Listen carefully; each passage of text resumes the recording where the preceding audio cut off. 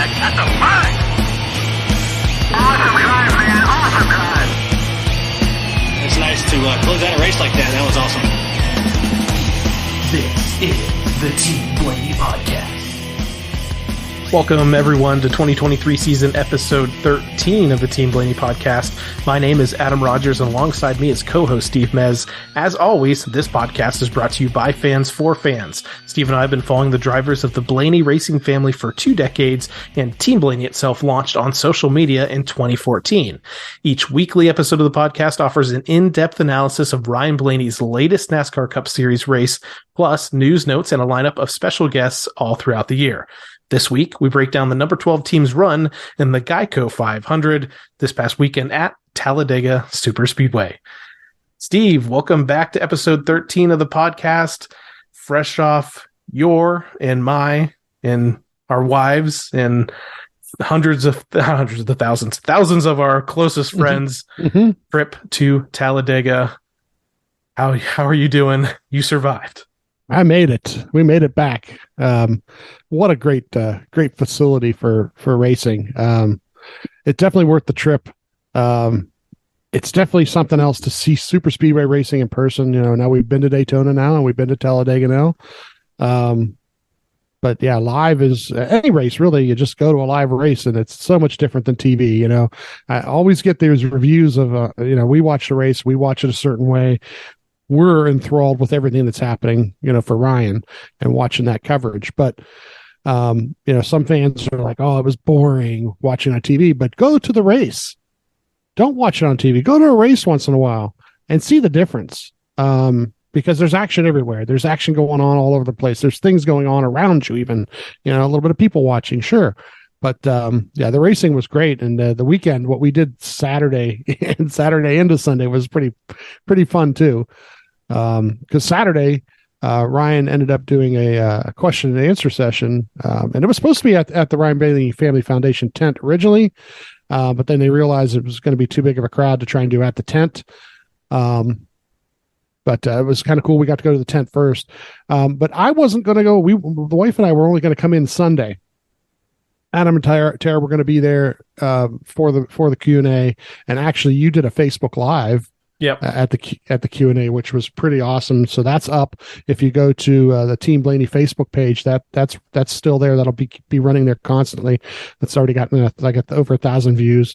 I think. Did you get the whole thing? I got the whole Q&A. Yep. But what ended up happening is once they announced that Q&A was going to happen, the wife and I decided to figure out how we can move our schedules around a little bit and leave earlier. Find another hotel where we needed to for the other night, and we showed up right around the Q&A was at 12:30. We showed up at the fan zone area at about 12 noon, and Mr. Adam Rogers and his wife were pretty surprised. Yeah, so we were, as you said, we were not expecting #Team Mez in town until Sunday. So we were kind of holding down the fort for the Ryan Blaney Q&A. I'm getting prepared. I was planning on doing the Facebook Live, and I think I was grabbing something out of my backpack, and I look up and I was like, oh, that guy kind of looks like Steve that's walking towards me. And then I'm like, hold on a second. I look again, and here they are. And yeah, Team Mez pulled a fast one on us and surprised us a day earlier, but it was really cool because we got to meet up with several people that listen to the podcast, or the Discord, follow us on social. You're right about that crowd. I can understand, from where the Ryan Blaney Family Foundation tent was out in the Midway. The crowd that came up to see Ryan do this Q&A was pretty massive. So they would have blocked off a whole part of the facility if that would have happened. So, but we got to meet some more people. I know we've posted about having some of these stickers that we have for the podcast, and that was probably one of the favorite things, was passing those out to a bunch of Ryan fans throughout the weekend. Got to meet up with Justin Hughes that we've chatted with a few times, and his new bride Chelsea. That's true, and his new bride Chelsea. Yeah, which is really cool because they, if you guys don't know their little story, they got married a couple of weeks ago at Richmond in Victory Lane, and Mamba actually officiated their wedding. So they are actually NASCAR. I said that to him. You're NASCAR royalty now. Absolutely. So, and then Mamba himself is the one that did driver intros on Sunday ahead of the race. So, yeah. All of that was really, really cool. The Q&A was awesome, by the way, too, because it's great Q&A that's in the fan zone. So people are, say, hey, Ryan's up on the stage, and they put things on the screens there and everything. But when it was done, it was supposed to just be a Q&A. And when it was done, Ryan came down and then started signing and kept signing and kept signing and kept signing. I don't know how long he was there. But I think he signed everything until everybody had dissipated and taken pictures. Whoever wanted to take selfies and so forth, or grab a camera. So that was really cool to see too, because Q&A, and they only have so much time, and you get them in and you get them out off the stage and get going. But Ryan took the time, had the time, and took the time, and literally signed till everybody was gone, which was really awesome to see. Really cool interaction, lots of great smiles. From people who got to interact with Ryan and get that autograph or get that picture. So it made a lot of people's days for sure. And for us, it was awesome too, because you just get to see that, let alone get an autograph or something like that. It really appreciates who you're rooting for when you see them interact with their fans like that. Yeah, and it just goes to show you the kind of guy, the kind of driver, the kind of representative of his team and of his foundation that Ryan is, that you get to see him actually take the time to meet and talk with fans. Because, sometimes when you have a fan interaction, it isn't always at the best moment. Often it's in the garage or, after or before driver intros. And, that's in the middle of their job, and they're trying to get to place, and they do their best to accommodate fans as they can. But you could see, when he actually had the time to spend, he didn't rush off in the golf cart and say goodbye. He hung around. You mentioned a little bit about the facility and maybe the differences from some other places. You mentioned the racing itself. I've been to probably more than a dozen, Cup and Xfinity races at Daytona, and seen, the way super speedway racing works there. We've seen Atlanta for the last couple of years now in person as well, seen how, drafting works there. I think they said over the speaker several times, they don't race them like they do anywhere else like Talladega, and that's very true. The track's very wide. The runs come a little bit differently. They were able to accommodate some 3-wide and 4-wide racing at some points. The facility itself, I have to say, we were lucky enough and blessed enough to have an opportunity to spend time on Saturday down in the garage experience. And this is something that Talladega debuted probably 4 or 5 years ago, probably inspired by places like Daytona, who were one of the first to kind of do a really big fan experience in the kind of in the infield, overlooking the garages. I know Vegas has a really cool one. Phoenix has a really cool one. I have to say this garage experience that you can purchase as a fan at Talladega was kind of unbelievable. The way that the whole thing is set up, the access that you have, the way that big Bill's food court and viewing area is set up right in the middle of the garage, and then you can walk to your left and walk to your right and go up and down and see every Cup car, and actually be basically standing inside the garage area with the teams as they're preparing their cars for qualifying, and then also for the race, with just a little fence separating you and those crews that are working on things. And it's really cool when you can, for the people that are sponsors and stuff, they can get VIP passes and actually walk around. This is about the closest, that I've been able to get just as a fan to what's happening in the garage area. And that was really cool to experience, get to see some of the, the Team Penske team members and the 12 crew getting ready for qualifying, and wishing them well along the way. So I have to say, one, if Talladega is on your bucket list, you should get there, find some sort of a way, because just the overall experience, as Steve already said, is pretty incredible. And if you can spend, I would even recommend a Saturday, like a qualifying day or something like that, when the teams are going to be a little more active than maybe they are on a race day, considering that's usually an impound race. It's a little bit cheaper on Saturday in the first place if you're already there for the Xfinity race and the ARCA race. But you also probably get to see a little bit more of the action. And drivers are popping in and out of there too, before and after qualifying. So really, really cool experience. Great facility. Steve and I have been at some races where parking and stuff has been a little bit crazy, and ingress and egress has been weird. This was probably the easiest I've ever gotten out of a Cup track, where we left, relatively soon after the race ended. We didn't just stick around for hours, hoping things were going away. They really had all their everything together at Talladega. Great experience. Yeah, I literally made a right out of the parking lot. It was a little back check on the road, but the road I needed was only about a mile up the road. got to it, made the right, and boom, I was off and running. And that does rarely happen. I mean, Michigan's worked on it. Michigan's got their setup a lot more like that now. But yeah, it doesn't always happen that way. And the last thing I'll say, facility-wise, the wife and I did travel down into the infield Saturday night. They had a great concert with Cole Swindell was the main act, which I think Ryan's actually friends with Cole. So I don't know if Ryan stuck around for the concert as well. But thousands of people down there for the concert. We had to at least do it, since I'm not sure when we'll be back at Talladega again, but we did make the trip down the boulevard that I feel like everybody maybe needs to do once in their life, as long as you are 18 plus, I would say. And I posted one photo on social media on the Team Blaney Twitter account that I said was the only photo that was appropriate to post from that evening on the boulevard. And it was still with a questionable character, and that was NASCAR Chasm, who was down there showing his friend Vincenzo around as well to all the shenanigans that were happening down there. Who was the questionable character in that picture? That's true. Was it me or was it NASCAR? Was it NASCAR Chasm? And that kind of leads me into one more thing that happened. That we do, and we try to do this when we get to the track on Sundays. Sundays they always do a tweet up. I don't know how many of you that listen to the podcast are people who take part of Twitter. Hopefully, a good portion of you are.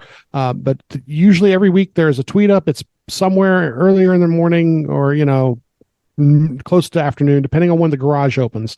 And it's a couple guys. Usually it's Bob Pockross, or it is Jeff Gluck, sometimes Jordan Bianchi. And this time here, Jordan wasn't there, but those two guys were there, and NASCAR Chasm showed up too. Kelly Crandall. So we had we had a bunch of media there. Sometimes I bring a guest, not always. But they do a couple minutes where they'll talk about the events. They take questions, and then they kind of take group picture, and then they break off in little groupings. Like I got to talk with Jeff for a little bit. I went over and talked to Bob for a little bit. He gave me some animated answers. It was pretty cool. If you get a chance to do that, it adds to the experience of the day. It's really kind of cool. You get to stand there with some other fans who are, you'll find out that if it's a slow conversation, Bob will get it going. He'll look at what shirt you're wearing and ask you a question. He'll be like, what do you think of your guy? And get things going. But most of the time, these people really, have some good questions, things that have happened in the last week or so, things that are about to happen. And Bob, like I said, Bob usually runs it. Jeff runs it when he's there. Jordan will come along from the Athletic also. And they have inside answers too. Or it might be something they've never thought of asking. And then the next thing you know, you hear about it now. They'll tweet about it later on. They ask somebody the question. So always a good little thing to add to the experience. And plus, like, if you get to a track early anyway, it's something you can do besides just being the midway, Absolutely. So moral of the story, get to Talladega, or this weekend Dover. Weekends after that, just get out to a track if you've never been to one before. NASCAR races, often you can find a really affordable seat, and it can be an experience of lifetime if you've never been to one. So I guess we were really excited just to talk about our experience. I know, just because there's a new track for both of us, but there was a race, I guess, to go to. There was a race. And it did start things off, no practice. There was qualifying, but there's still a little drama involved with the weather leading into that. Well, yeah, the couple days beforehand, it looked a little iffy and looked a little sketchy on weather, and we tweeted back and forth a couple things about how where he would land if they did get it rained out. Actually, what was it? It would have been 6th or something like that if it rained out. But we did not end up having that issue, thankfully, because he ended up starting a little closer to the front than that. He went out, I think, about 31st or 32nd for qualifying overall, and put up a lap that put him in the top 10 pretty easily. So we were going for the pole, one lap for the pole. And the lap he put up, he went out 5th, and the lap he put up was the first one of the bunch that was over 180 miles an hour. So everything was perfect. Then it was just like hanging on. Let's see what the next 5 guys do. But a couple of them did pass him, and he ends up starting 5th. What was it, the 11? The 11 with the pole? Yeah, 11 with the poles. So yeah, starting fifth, he did at least start one position more than if it would have rained, and it was pretty close. There was, we stayed in a hotel nearby, and it had rained overnight. And I just in the morning on the way to the track kept refreshing the feed from Bob. I'm like, I know Bob's usually one of the first people at the track, and I'm like, he's going to be able to tell us if they're going to get this qualifying in or not, because we're also trying to get there for qualifying just to see that. But yeah, Bob finally tweets and says, there was rain overnight, but the track looks mostly dry. And I was like, all right, we're going to be good to go because the forecast the rest of the weekend is pretty clear. So yeah, starts fifth in a bullet prepared by the 12 team and crew chief Jonathan Hassler out there for Ryan. Yeah, and as I describe everything that happens this weekend, I want you guys to realize that Jonathan and everybody involved, including Ryan, executed almost perfectly the whole weekend. And that's what makes this weekend so much fun, for us going to it, because we saw the best that they had. The stages were 60, 120, and 188. And like I said, starting fifth in the low lane. And I'm not going to give you a lot of passes this one and passes that one. First off, I was at the track, so it's a lot harder for me to keep track of. But in a plate race, of course, it's totally impossible to keep track of, because this line moves in front of that line, and sometimes they move 3, 4, 5 positions within the lap. So we're not even going to go there. But lap 2, we get a caution for the 34 spinning out. I believe he had a flat tire, actually, which was kind of strange right off the bat. First hit to my fantasy team. Yeah. I don't even want to think about that. Right out of the gate. Oh, man. I think the top 20 cars stay out. They restart lap 7. Ryan is running in the top 10 for most of this here. Lap 35 as we start the green flag pit stops, and this is where the fun starts. The Toyotas go in, and the 45 spins out, but he gets it going again. So there's no caution for this. And that's a little foreshadowing. Lap 39, the Chevys go ahead and pit. And then lap 41, the Fords come in. And our boy, Chase Briscoe in the 14, he does a little spinorama. This is not a good spinorama, though. I mean, Ryan has spun before there and executed and got back out there. This one here, he blew a tire. Would be the right front, I believe. Yeah, did not go well for him, and he just kept spinning and spinning. This is that thing that we saw last year with these tires. If one of them, just one blows and you're stopped, and you have no momentum and can't get it moving again, you really are stuck. And this does bring out the caution. What was interesting is that the pit stop was fuel only, and they took 6.507 seconds on the pit stop. So that's how much fuel they were taking. And this is important later on, because most of these pit stops during the day, we're not worried about how long the actual tire change takes. We're only worried about how much gas can we put in now, so that later on we don't have to put as much gas in it. Plus, in this situation right here, the Fords, they had nothing to lose, because the Toyotas, which obviously they had a little bit of a hiccup there, they had already pitted. The Chevys already pitted. Because of the Toyota's hiccup, the Chevys are out front of everybody. And then the Fords have this issue where they were already slowed down because of trying to avoid Briscoe. The caution comes out. They're going to start at the back of the pack anyway. So you might as well put on the 4 tires and pack it full of as much fuel as you possibly can. Well, they didn't, nobody pitted for that caution. They all stayed out at that point. Ryan is in the top 10, and the lap 48, they do the restart. Lap 52, this third lane forms, and I post that because this becomes something that people are excited about. But the reality, what you really find out, is that people are saving fuel in the low lane and the second lane, and sometimes that third lane, it forms, but it never can move forward, because now all of a sudden the low lane decides, okay, we'll get more organized and we'll push a little harder. And we'll get out in front, because we're running the shorter right around the tracks. But don't rain on my parade, Steve, because I was telling you a little bit before already. This third lane forms a few times throughout this race, and if you don't know about the fuel saving or what's really going on, if you don't have your scanner up and listening to team audio, or I have no idea what they are telling people on TV. All I can tell you is that the crowd at Talladega, I forgot to mention it earlier, the biggest since 2008 at the track. So that's saying something. It wasn't a sellout, but there was a ton of people there. Every time that third lane would form, people were on their feet and were excited. So I'm going to pretend that I don't know that people were just saving fuel the whole time, because I could even get caught up in the excitement of that too, because especially going into this race, And even going into Daytona earlier this year, where the drivers and, a podcast hosts and spotters and all these people are saying third lane will never form, it'll never work. We actually did see a couple of guys make it to the front eventually in that third lane, and it was really exciting to see. So I'm just going to pretend that the reason it happened was just because it was exciting and cool racing, and not really just because it was all strategy. Well, part of it is the number of guys that get into the third lane. It only ends up being 3 or 4 or 5. It ends up being 8 or 9, and then it becomes 3 full lanes of 9 cars or something, 9 or 10 each.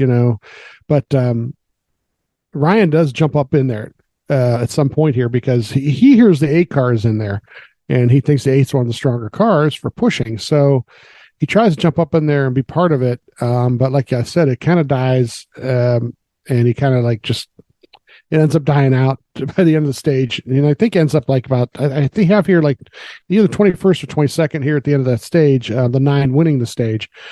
So it hurt track position a little bit too, but yeah, they were already kind of back there because of the fact about the Briscoe issue and the Fords kind of being put in the back because of the way the pit cycle went. So I think he was trying to make something happen. And I think I had posted, and you kind of corrected me a little bit about it. It seemed like he bailed. I mean, he tried to make a move, and then it just looked like it fizzled out. So he just kind of was like, I'm just gonna stay where I'm at. So unfortunately, that first stage, wasn't super exciting or wasn't super successful for the 12 team. But we still knew he had a strong car. It was just a matter of time and strategy to get back up front. Get back up there, yeah. So 4 tires and fuel here, and I've got a pit time of 13.043 seconds. There's an actual source now that I found that we can look some of these up. And the reason I'm pointing this out is it's not about the tires. I posted the video of one of the pit stops on the TikTok, by the way. And what you'll see is that you'll see exactly that. The guys come around, change the right sides, go back over to the lefts, and then when they're done, they're standing there watching the fuel guy. Because it's on him, and the jack guy, I don't know if they're coordinating with the jack man or whatnot, but they're waiting. So they might have taken an extra 3 or 4 seconds, but they're packing it for fuel because they pack it now. They may not need as much later on. And this was just, this is the way this racing works. So we get the restart lap 68. He's 22nd here on the restart. And really it's green flag from 68 to 103 here. I don't really have a lot of anything going on. 2 lanes for the most part. Like you said, sometimes the third lane starts, but then it dissipates. But there's not a lot of movement. There's not a lot of being able to get past somebody and then make a way around somebody, and not anybody being pushed to the lead and then moved out of the way for the next car or anything like that. So lap 103, the Chevys pit, but not all of the Chevys. Some of them I think get trapped in the higher lane, and that caused a little bit of an issue. So at lap 104, when the Toyotas do come in, the rest of those Chevys who didn't pit are able to pit. And at lap 105, the Fords come down for fuel. And I've got Ryan here. We're taking a 3.37 seconds here on his for fuel. So they had it packed from the caution pit stop to the point where they didn't have to take as much here to get to the end of the stage. The 22's caught speeding here. This kind of changes his day a little bit. At lap, we get to lap 120 here, and the 10 wins the stage. Ryan was in 18th at this point. They do 4 tires, and once again are waiting on fuel. They do about a 12.66 second pit stop. So it's a little shorter than the last one. Might be because they had more fuel in there still. And they come out 11th. So they gained 7 spots in the pit cycle. Now, the pit stop itself was excellent. Like I said, I've taped 1 or 2 of these. I put them online so you guys can see an actual pit stop. But watch the gas man on the pit stop, because they come around, they change the tires, come around, change the other tires, and then they're just all standing there looking at the fuel guy and waiting for Jonathan to say it's okay. So, not a bad thing though. That's the thing, is this is something that will later on help, because you don't need as much gas later on. And that tells you also 7 spots gained. So that tells you how many other cars were trying even harder to pack their fuel cells. Some cars will come down pit road a second time. They will run if there were extra caution laps in there during this thing. They'll come back down with like before there's one to go, even just because they're trying to pack it full of fuel. They restart lap 127. By lap 131, Ryan has battled his way to the front.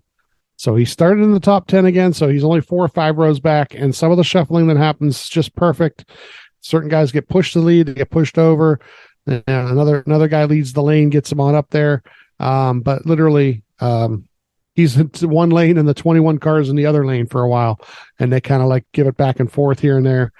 Then we get our caution at lap 142 for the 21 getting spun off the nose of the 42.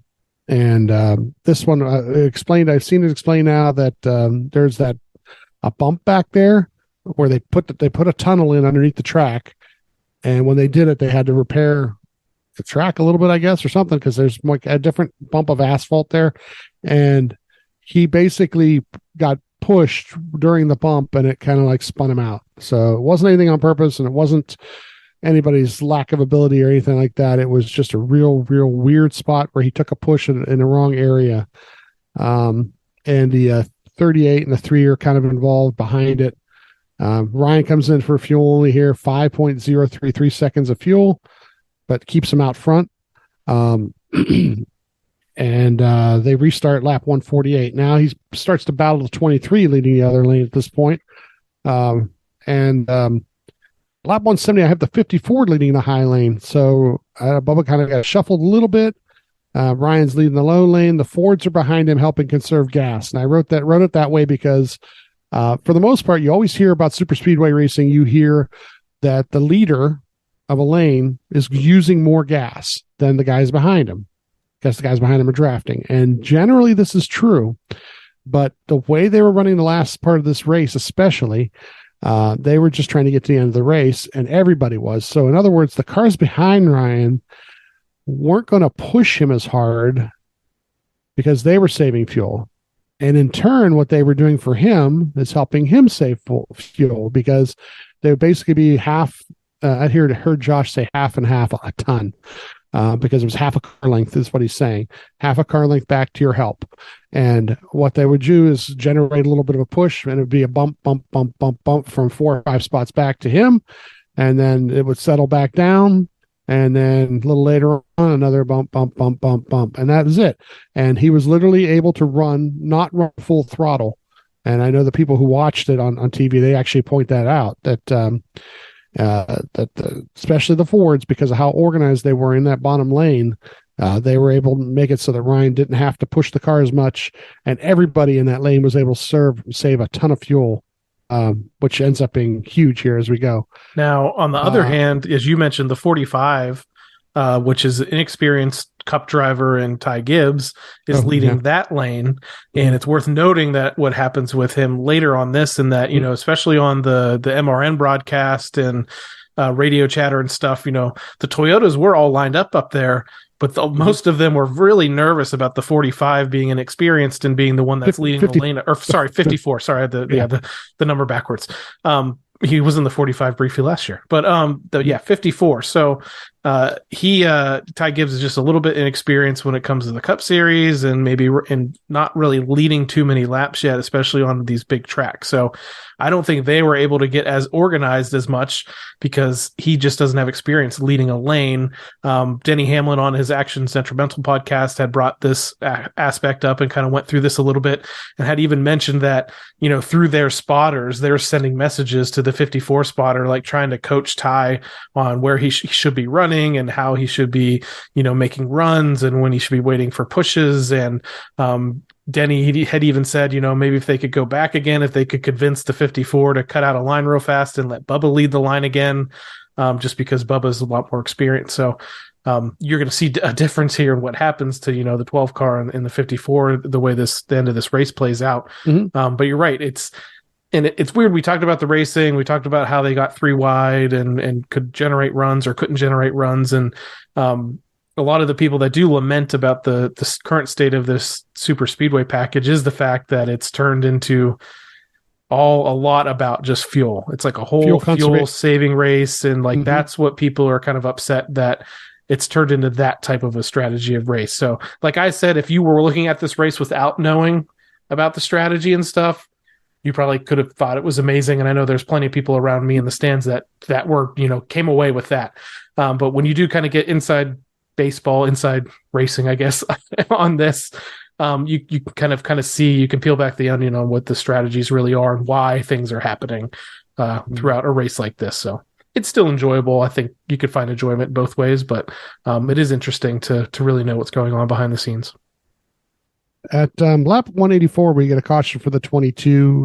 The 7 gets involved, 47, and all the leaders stay out here. At lap 190 is the restart. Ryan's leading the inside, and 42's got the high lane with the 1 behind him. Now, this is the first green-white checker, and the biggest thing is you get to the white flag. If you can get to the white flag, then the next flag ends the race, but we don't even get to, I don't know, where did this happen? It wasn't even to the backstretch yet, right? Where the 1 car, the 42 tries to go a little high for some reason. The 1 car stuffs it in there in between them. And the next thing you know, the 42 is spinning, and, the 1 car basically just pulled him out of there. The worst part about this is what happens behind him. The 5 car spins, and then the 41 comes plowing up into him. And it's quite an accident. I heard that NASCAR asked Stewart-Haas if they could have the 41 car just to study it, because they want to see what the impact did to that car versus what it did to the 5 car. And pretty scary. Yeah, they have both cars back at the R&D center this week. A lot of photos being shared on social media of the aftermath and the way that the 5 cars roll cage kind of bent. People are really concerned about that. The one thing to note, and I've seen some other folks and reporters kind of explain, is the fact that the passenger side of the car, the way the roll cage is built and the way the reinforcements are built, is much, much different than the driver's side of the car. I heard one, radio hosts and reporters saying that as much as 4 times stronger on the driver's side than it is the passenger side, and that to some extent they've built the passenger side to give a little bit to deflect some of that energy that happens in a crash like that. They can't afford to do that on a driver's side no matter what. So it's going to be a harder hit, but you're most likely going to be contained much better. I do think NASCAR still did have a problem with the fact that that's the greenhouse, but like that top part of the roll cage did kind of bend a little bit weird. And I think people just assumed like, oh, if he would have been hit on the driver's side, that same thing would have happened. From what I understand, no, that's not true. But they do. I mean, this is one of the first really big crashes like this in the next gen car. So NASCAR, obviously, like you said, immediately they brought the 5 with them. They got back to North Carolina, and then they asked, wait, you know what, let's get the 41 in here too. They want to gather as much data as they possibly can and get it into computer modeling and see what they can maybe do to improve things. Because if there's anything that the sport does do, is they do take safety really, really seriously. They maybe aren't able to take action as quickly as some people do, especially with some of the concussion stuff from last year. But they are always working because, the drivers are pretty much the biggest assets that they have, and they have to keep them safe. And luckily, so far, both guys walked away from this accident and seem to be doing okay, seem to be ready to go and race at Dover this weekend. Mm-hmm. So, of course, we're staying out here, and the fuel, like I said, has been a concern. The radioactive was on earlier. The 8 car is asking, how the heck are them guys able to? We're close, they're close, and they literally told Kyle that the Fords were all running together and they were saving fuel together. So it was something that everybody was worried about. And when they line up for this restart, Ryan takes the inside lane on all these restarts because the inside lane is the best lane on this whole day. And the 54 is in his lane behind him. And a lot of people ask me, says, did they jump the restart? Did they? No, what happened is the 45 or 54, I'm sorry. I did same thing. Same thing. 54 ran out of gas coming to the green and ducked out of the line. So he was smart enough to get out of the way and not cause a crash right there on the front stretch.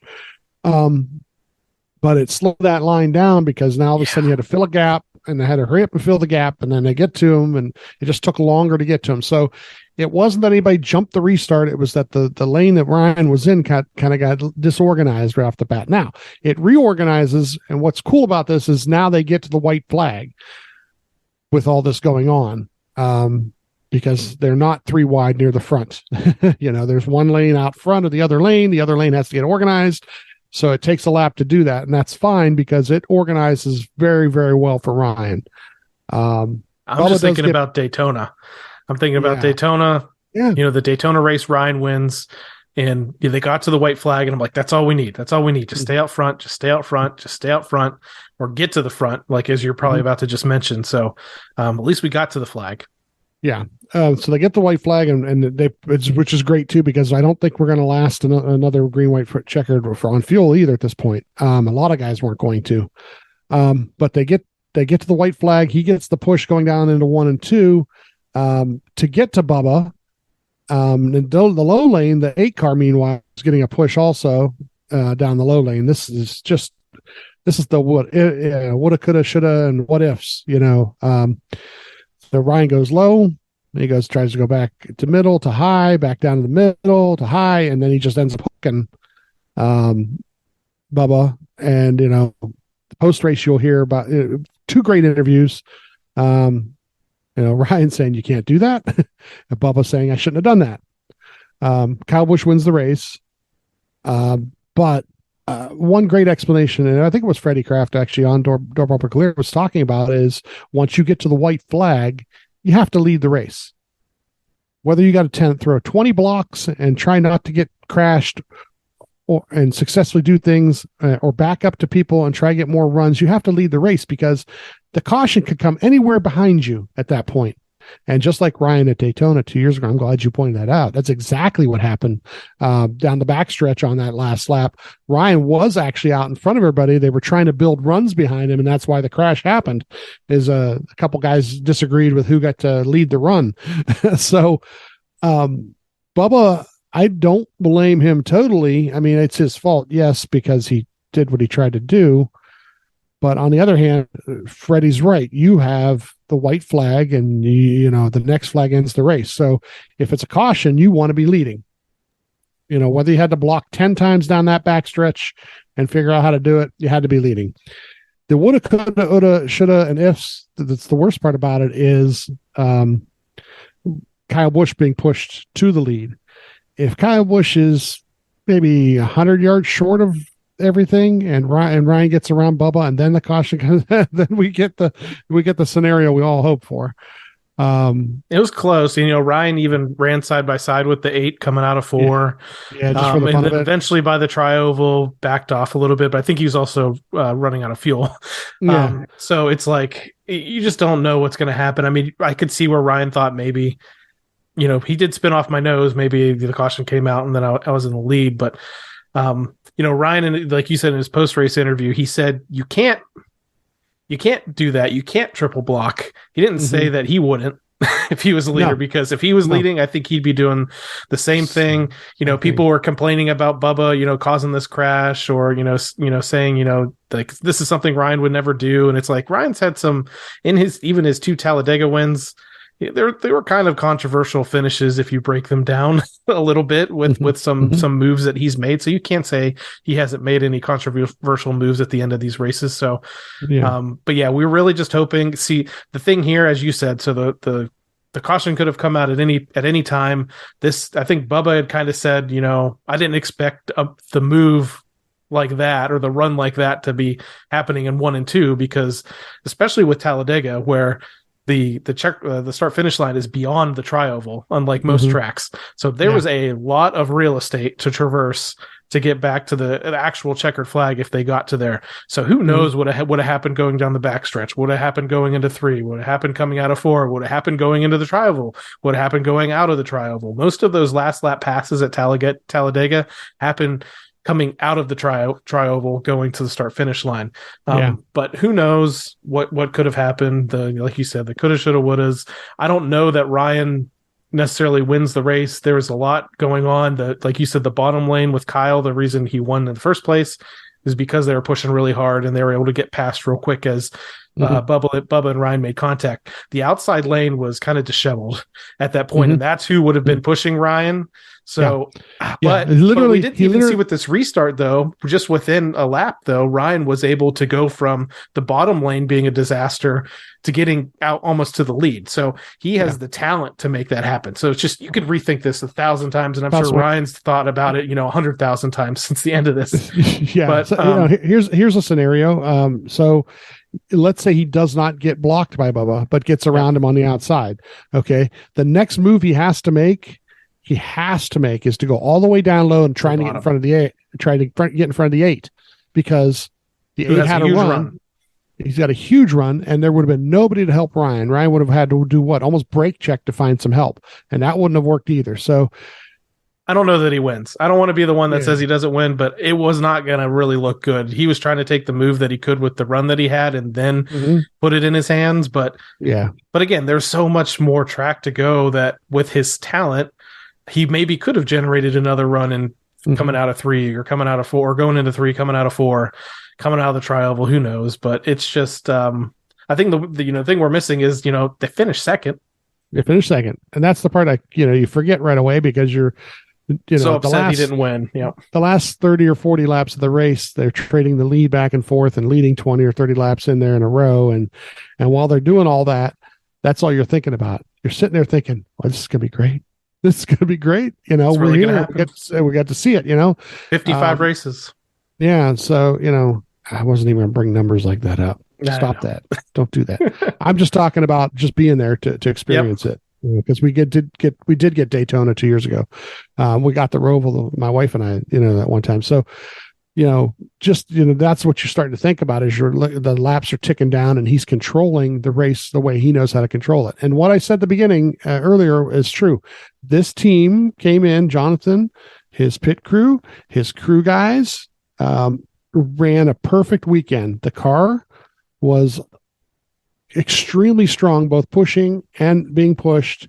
It had huge speed, and he and Ryan, Ryan executed perfectly. Even the hooking of Bubba it's the move you have to make. So he made all the moves he could. In second, it's not the finish you hope for when you do everything like that right, but it really shows how good they are when they put it all together like that. Yeah. So looking at the positives, that was his second place finish of the year. His fourth second place finish since his last victory. They didn't get any stage points, just the way that things fell. So that was unfortunate, but they did gain some points here, finishing the second position. So he actually, in the overall point standings, he moves up 2 positions into the 8th position. He gains, I think, about 5 or 6 points back to the leader. So now he's only 55 points back of the NASCAR Cup Series leader, and that is Christopher Bell. Chastain's in second, Harvick third, Larson fourth, Busch fifth, Reddick sixth, Truex seventh, and Ryan, like I said, 8th. Bowman is 9th, and Denny Hamlin rounds out the top 10 there. So it's pretty amazing. He did have a stretch there for a while where he was finishing 20 plus. But the last couple of races here, we've come home with some top 10 finishes and a little bit of momentum. And I've talked to a couple other people about the fact that I feel like they've it's been a little bit of a struggle all year long. They really haven't gotten that many stage points all year long. Yet we have a driver here in this 12 team that's still sitting in the 8th position in the straight up, drivers point standings, which I find that to be kind of incredible. Yeah. This, having multiple winners now is kind of a good thing, because you get that little bit of that pressure off where, last year it was like new winner. Pretty impressive for Kyle Busch, because he kind of like fell into one. What was the line he had about I think it's at the moment he kept backing into victories, and this is now, since he has said that, this is the second victory that he's backed into himself, going from Bristol Dirt last year, and then now this race. I think he won, was it Vegas or something, or I forget where he won earlier this season, but he won that one outright. But it is funny that now two of his last 3 wins were wins that he himself also kind of backed into. Into it. Somebody was pointing out, he has more wins than all of Gibbs does so far this year. I honestly did not 2-1. Did not see that coming. And we've talked about the crowd reaction this week, and I think I forget, I've been to 3 races so far this year, and he still gets booed. He's not getting the typical Kyle Busch boos that he used to. I think part of it's because of the success. He's acting a little bit different. He's in a new organization, new team, and it helps that you come out of the gate, win 2 races, and watch your former team, which is actually the 54 car, not setting the world on fire. So he got an extra skip in his step, especially all the way to victory lane twice for Richard Childress Racing. That's something we want to see the 12 team accomplish sooner rather than later. And their next opportunity to do that is this weekend in Dover, Delaware, as the NASCAR Cup Series heads to the Northeast. The action this weekend for the Cup Series, at least, is going to start on Saturday when they have practice and qualifying, 10:35 a.m. Eastern time on FS2. And then FS1, it's going to be one of those weird things. Coverage starts on FS2 at 10:30, switches over to FS1 at 11. So part of this, Steve, you're not going to be able to watch the other second half of it. If you're around, you can watch that Cup qualifying on Saturday. And then if you want to tune in for the race, coverage starts at 1. It's a little bit earlier than most of these races are. So a little bit earlier start. Coverage for NASCAR race day starts at 1, and the actual Cup Series race coverage starts at 2 p.m. Right now, Bob is reporting a pretty decent amount of rain in the forecast Friday, Saturday, and Sunday. So even though, talking about being able to tune in on Saturday to watch practice and qualifying, might be a little bit sketchy to get this race in. And I think Dover is one of those tracks where they don't race at night there, right? I'm not sure. I think they have lights. Maybe. I think they do. We'll have to check with Bob. But this weekend's sponsor for the race is Worth. And the sponsor on the car is Wabash. Wabash. So both are I don't know if they're related to each other or not, but both are like over the road truck kind of sponsors, right? Worth is parts and car accessory parts and stuff like that type thing. Yeah. They have, I've seen Worth trucks that have Wabash trailers on them. That's probably what it is. That's probably what it is. Yeah. But yeah, both of those sponsors have been pretty good to Ryan on social media, especially the Worth stuff. If you follow them, they're very active. They share our posts, so we share their posts, and they're one of those cool sponsors that have been really, really good for Ryan on social media. Wabash has some giveaways this week. If you go and follow the Instagram and put on there somebody else that should be watching the race with or whatever it says, tag a friend basically, and they've got some signed, we have some autographed giveaways, so that's worth doing. So let's take a look at Ryan Blaney's stats at Dover. Worth mentioning, he has a NASCAR Xfinity Series win at Dover. But in the NASCAR Cup Series, things have not been all that great. He has an average start of 12.2, average finish of 19.5. He has just 2 top 10s there coming in his very first start in 2016. And then in another start in 2018, that would be his first with Team Penske. Prior to that, he was in the Wood Brothers car for those other 4 races.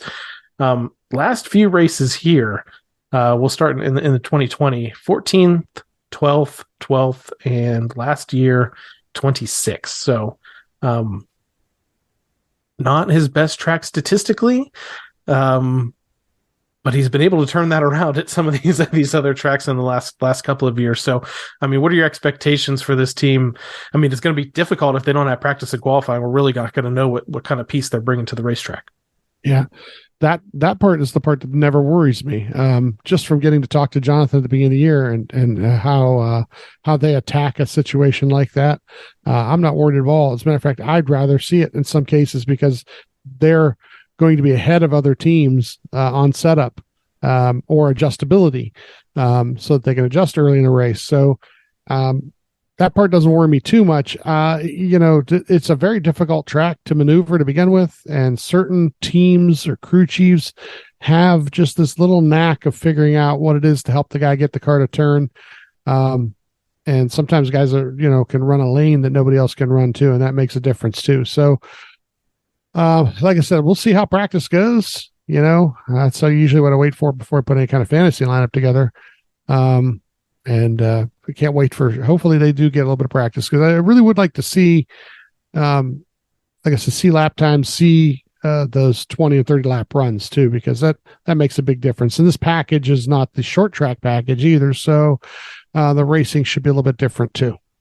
Yeah, that's worth mentioning, the fact that, they have switched up the short track package, which is like this kind of mile and under track package, but that's really only in play at Martinsville, Richmond, Phoenix, but it will be at the All-Star race. But Dover and Bristol, because of the banking that they have at these tracks, even though that they're a mile and under, they're running the standard package. So they're still going to have the diffuser on the car. You're not going to see them running around with windshield wipers. They're not going to put, the wet weather tires are going to be in effect, even though it's raining this weekend. So throw all that out the window. That's not going to happen this weekend at Dover.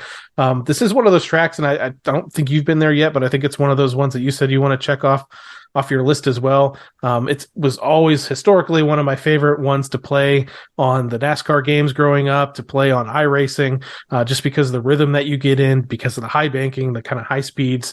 And it's, it's the Monster Mile, something cool to look forward to. And I'm really hoping that they come out with a good race this weekend.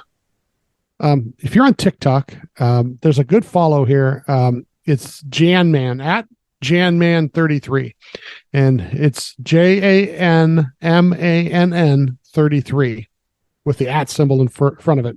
He is actually one of the guys that drives one of the on-track jet dryers, the Elgin #1. As a matter of fact, he has a brand new one that they debuted at Talladega. And he will put a TikTok out here or there when he has time, showing sometimes conditions and what they're about to do. And so it's actually a really, really good follow, because he tries to put out 2 or 3 a weekend. He'll actually literally answer questions if he has a chance or two too. So it's at JANMANN 33 on TikTok.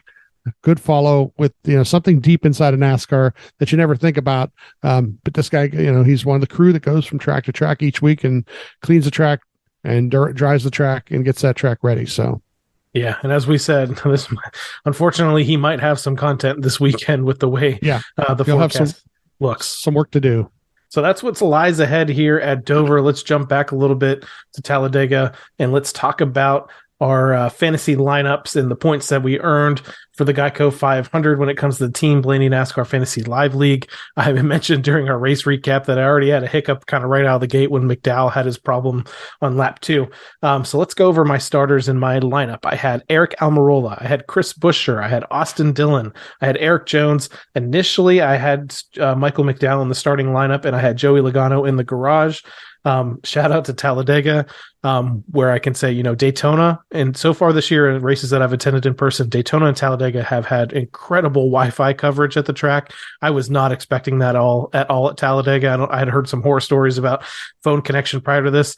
Long story short, I was able to take Logano out of my garage on my phone and put McDowell into the garage and make that swap, which didn't end up being great at all, but I did enjoy the fact that I had some phone connection to be able to at least make that change.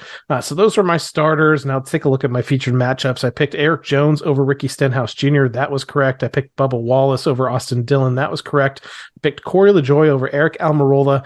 That was incorrect. Almirola, I don't think we mentioned it. He was also one of those cars that ran into trouble at the end of that race at Talladega. I don't know if it was a fuel issue or a damage and tire issue. Ryan kept saying in interviews that he thought he had damage, but I thought possibly it was a fuel thing. And then also I picked Ty Gibbs over Harrison Burton. So actually I got 3 out of the 4 featured matchups correct, but in the overall standings, it didn't work out. So I mentioned Almirola got me 25 points. Buescher got me 34. Buescher ended up in the top 5 there, I think, after that crash. Austin Dillon got me a whopping 1 point. Joey Logano got me 10 points. So I only made like an 8-point swing between putting McDowell back in the garage and bringing Logano into my lineup. Eric Jones had a solid finish and he got me 31 points. So I think, definitely having Dillon and Logano getting me 10 or less points basically killed my entire week. Let's talk about your wonderful lineup that actually ended up being worse than mine for once. This is one of those weeks I wish I would have forgot to do my lineup, because there's probably guys that I would have had that would have done much better, but I had guys who ended up in all kind of messes because I had Logano, I had Larson, Harvick, Hamlin, and then Ryan. So Ryan was my best finisher. I had Buescher in the garage, but at the time that I would have changed him, he wasn't running well. He wasn't running well. So, and then I split on the 4 picks. I split. I mean, I had 2 of them right, 2 of them wrong. So everything was down the middle. Buescher would have been maybe a 20-point difference for me, which really wouldn't have moved me that far up in the weekly standing. So it was just one of those weeks that hopefully we don't have another one like that. Now, what it would have done is it would have at least had you eclipse me in the standings and as points earned go for Talladega. Yeah. You ended up 73rd overall with 122 points earned. I was 63rd overall, 131 points earned. So I think you would have jumped me there if you were able to make that Buescher change. Let's take a look at the top 10, though. We're going to start out here with a tie here for 9th here. Moose 16-16 and JD Racing tied for 9th, 169 points. A tie for 7th as well with TJH3 and Factory of Sadness 6 with 170 points. 6 here we have Aw 723 with 174. We have a tie for 4th between Montana 12 fan and Go Larson with 175 points. Holding down the 3rd position is Eric D15, 185 points. Man, this was really tight. 3rd, 2nd, and 1st. 2nd, Eric Epic Chickens 1916, 186. And 1st in the overall for points earned at Talladega Super Speedway, Go 12 Go 187. So only 2 points from 1st to 3rd there in the points earned this week. Overall standings. I'm going to scroll down and try to find myself. 37th position, Team Blaney host Adam, 1,730 points. Steve, unfortunately, you've fallen out of the top 10. And I mentioned how close this league is. You were 10th last week. You dropped 6 spots to the 16th position, 1,828 points. 10th, Frygao 12, 1,859. 9th, Eric D 15, 1,862. 8th, Penske Fan 24, 1,877. Tie for 6th between Christian Dana and Blaring Idiots with 1,885. Blaney's Daisy in 5th with 1,890. In 4th, the Nutty Gamer, 1,905. 3rd, Go Larson, 1,911. 2nd, Epic Chickens, 1916 with 1,930. And pulling away even further in the 1st position in the overall standings for the Team Blaney NASCAR Fantasy Live League is Factory of Sadness 6 with 1,984 points. Taking a look at this weekend's race, now we'll jump back ahead again to Dover. The last several winners here at Dover, I will list them off, and there are some repeats here. So I'm going to start with 2018 and move forward. Harvick, Chase Elliott, Martin Truex, Kyle Larson, Hamlin, Harvick, Bowman, Elliott. So there's a little bit of Hendrick Motorsports going on here. There's a little bit of Joe Gibbs Racing going on here with Stewart Haas Racing's Kevin Harvick thrown in as well. Ryan, just because of the way he's run, maybe I'll keep him in the garage because you never know, but I don't think he's going to be in my starting lineup this week. Chase Elliott, since he's come back from this injury, has he won a stage. I think he finished 11th or so. I think in the race at Talladega, he had a top 10 the week before in Martinsville. People talk about the script going here that doesn't actually exist, but I would not be shocked for Chase Elliott to come out here and have a really strong run at Dover. So I'm going to consider him for my lineup. I'm going to consider Alex Bowman for my lineup. Kevin Harvick's run up front. In most races this year, even shockingly at the dirt race that he doesn't really like that much. And he had a relatively strong run going at points in Talladega. So Harvick, he isn't someone that I don't think I've started all year long, but maybe, the veteran in his last year, a lot of experience there, probably a lot of experience with the rhythm and running a line at that track is somebody else that I'm going to look at and Denny Hamlin is just chomping at the bit to get a victory. If you listen to his podcast every week, you can tell the kind of the passion in his voice and the way that he thinks that they're so close to getting a win. Who are you? Anybody else that sticks out to you? Martin Truex Jr. I just know the luck for him too has just been awful, just like the 12 team at times this year as well. That's what I was thinking about after practice, seeing which organization had a good practice, especially between Hendrick and Gibbs, because if one organization of those two had a good practice, then you could pretty much pick three guys to your lineup right out of that organization. As a matter of fact, the only Gibbs guy I wouldn't right now is the 54, but the other three all could win the race. Bell, Hamlin, Truex could all win the race. So those are the two teams I'm just eyeballing down pretty hard. Joey and Ryan as a combo are pretty good, to look at as, one or the other, maybe to make that fourth or fifth guy. Trackhouse, this is a type of race where Trackhouse is going to have to show up. They've kind of been mulling around there and being kind of close to things. And, Chastain's had some good runs. But I think now this week is the week that, maybe the Amigo shows up, and surprises some people. Yeah, remember, I feel like Suarez might have a win in the past in the Xfinity Series, at least at Dover. But he had a top 10 run at Talladega after some of those crashes. So you're right, Trackhouse, kind of set the world on fire last year, even though they only got 3 wins, and their third win, or I think it was Chastain's second win, actually came in the same Talladega race the year prior. Suarez did win it at Sonoma a little bit later on in the year. They've had strong runs here and there, but yeah, you're right. There's a point when I think they need to kind of assert their dominance again, since they are much of the story all year long and end up finishing second in the standings with Chastain. So I would really love, like you said, we can't say it enough, but I kind of want to see practice this week just to see where people are at. And, we expected Ryan to have a really good shot at winning at Talladega. We expected it maybe at Martinsville. What if this win finally does come at a place we don't expect it? Maybe somewhere like Dover.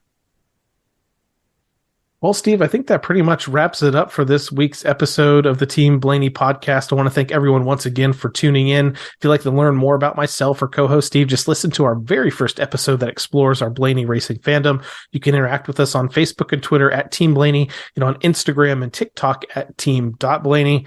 And finally, we'd like to encourage you to support the Ryan Blaney Family Foundation. Established in 2018, this organization supports causes like the Alzheimer's Association and UPMC Sports Medicine through fundraisers, events, and membership in the Blaney Bunch fan club. To learn more, visit ryanblaneyfamilyfoundation.org or follow them on Facebook, Twitter, and Instagram. We talked about that Q&A from Talladega, Steve. A lot of that Q&A actually, because it was originally going to be at the RBFF tent, was focused on the foundation itself and the stuff that they're doing and some of those events that are coming up. And I know you really like to plug kind of every other week or so the golf outing that's coming up, and talking about what kind of fun people can have if they, as fans, can go out there and experience that event. Yeah, there's still a booth or two available, so you want to get in on it. The registration's right there. They got it on their website. We got a chance to talk to Patty over the weekend about it, and you can donate too. You don't have to show up. There are donation levels. They've got those